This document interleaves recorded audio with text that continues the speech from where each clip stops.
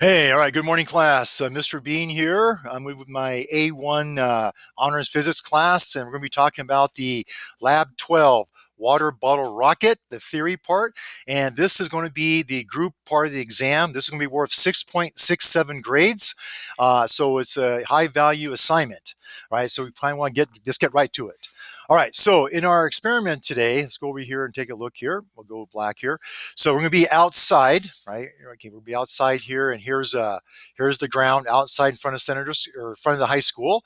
We'll have our water bottle rocket here, and I believe we're going to put in here 750 milliliters or 0.750 liters of water, and 20. We're going to pump it up 20 psi.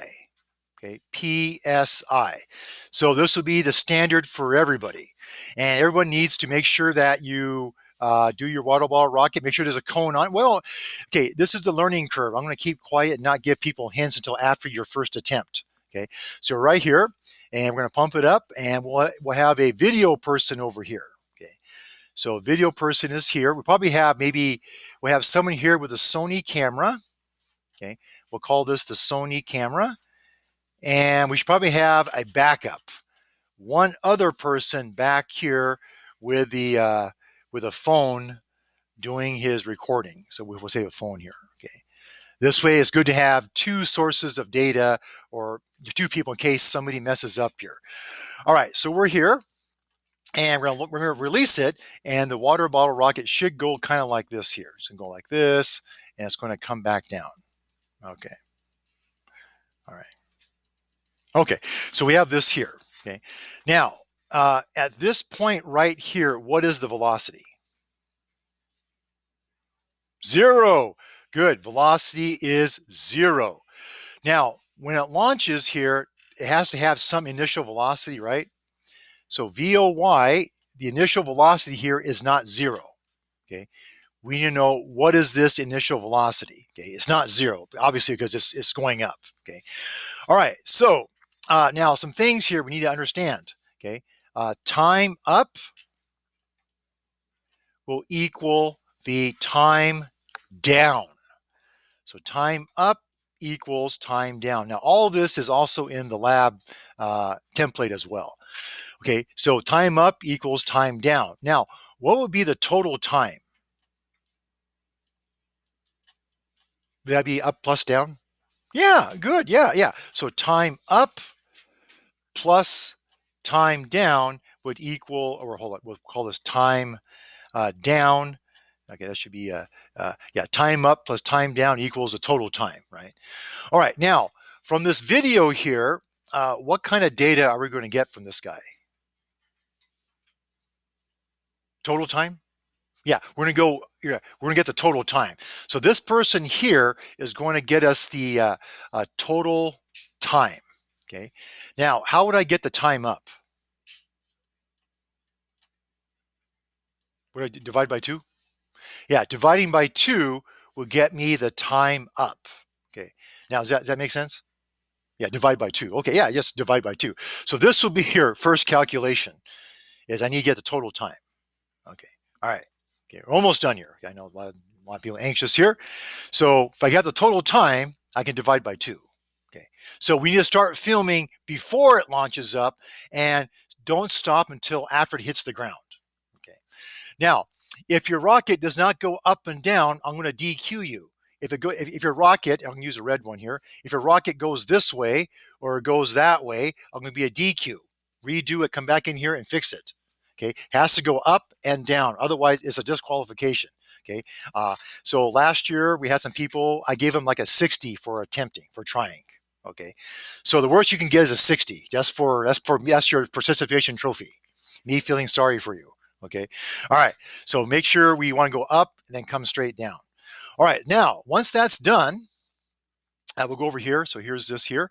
Okay, so the second calculation we're going to do is to figure out what is the initial velocity in the y direction. Okay, what is this? Okay, second calculation. All right, so how simply it's going to be v is equal to VOY, right? Plus Now I'm going to put GT here. Okay. All right. So now let's go take a quick look here.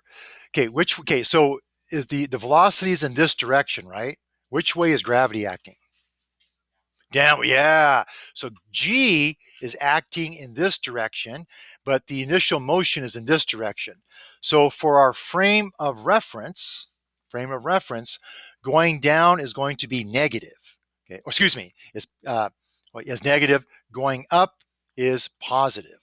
So therefore, G will have a value of negative 9.8. Okay, meters per second squared. Okay, because the projectile is going upward, it's going upwards as opposing gravity. All right, so when we do this, then what's this value here going to be? This here. What was it here? Was it right here? Zero. Yeah, it's zero. Okay, so this is going to be zero. Okay, equals, this will be VOY, which is what we want to find. Okay, what's G is what? Negative 9.8. And this time is what? Is it time up, time down, or the total time? No, it's going to be the time up. We need to know the time up. Okay. Yeah. From here to here, is that the time up? Yeah. So we need time up. Okay. All right. So from this, we should be able to get VOY. Okay. That's our second calculation. Okay. And then finally, our third calculation, the last one here, is going to be delta y, right, is going to equal to VOY. Okay, hold on. Let me erase this real quick here. Let's get a little bit better here. So it's going to be VOY, right, times whatever the time is going up, right, okay, minus 1/2 G, we'll call it, we'll say time up, squared. Okay. All right. So that should be delta y. This is what we get from the actual results here, right? Then finally, we're going to do a percent error. Okay. Percent error. Okay. All right. So this is going to be, the percent error is going to be this calculation here. It's going to be absolute value. Okay. It's going to be, okay, now, experimentally, this is delta y. That's from experimental result minus h. H is what you get from the simulator. The simulator tells you what the maximum height's going to be. So you want to do this before we go outside and figure out what this H is here. This is from the simulation. This is from the simulator. Okay. Simulator. Okay. Divided by H. Okay. Then times 100. Okay. All right. That'll be percent error. Now, last year, your error should be, I'll go as high as 12%. Okay, because there is some air resistance involved. Okay, so we probably want to get it under 12%. Okay, now if your rocket goes this way or goes that way, you're going to have like a 40-50% error. Okay, so or it's going to be no go. So it has to go up then come down. All right, that should conclude the lab here. Okay, so we'll go ahead now. Well, hold on, almost concluding. So let's take a look at the simulator. So let's go back over to here. And let's go to what we have here. Let's go to A1 here. Okay. And go to classwork. Here's our, where are we at here? Okay. Vertical motion, water bottle rocket. Okay. We're here. And here's the lab. Okay. So we'll go over here and we'll do a quick example here. Okay. And we'll go down to see where's the actual data here. Okay, this one right here. Okay, all right, so we'll click on this here. And I think, who did I talk to yesterday? A couple days ago. Who's all ready to go? Hunter, your guys is okay. Well, we'll use Mika's here. Okay, so we're going to put in here 0.75, right? 0.75. Okay, now the pressure is going to be 20. Okay, not 120, but 20. And you put a P here because we want PSI, 20 PSI. Leave this alone. Leave this alone here. Leave this alone. Now, what was your guys' mass? 67.6. All right. So we hit submit and then we get some data here, results. Okay. All right. Now, the results here. So see where it says actual apogee? Apogee means farthest point, highest point. So the apogee, so in your guys' cases, your H is going to be 22.2. That's your H. So when you do your delta Y, we want to make sure we're close to that value. Now you can probably tell real quick here because this is your total flight time. If this is our total flight time, so whoever's doing the video with the phone or the Sony camera, we want to make sure that our, so if our total flight time isn't close to 4.36 seconds, that means it's going to have a huge error. So that's why going up, then coming down. All right.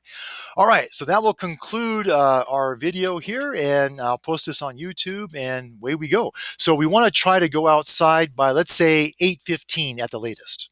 All right. We'll hit stop, and that's it.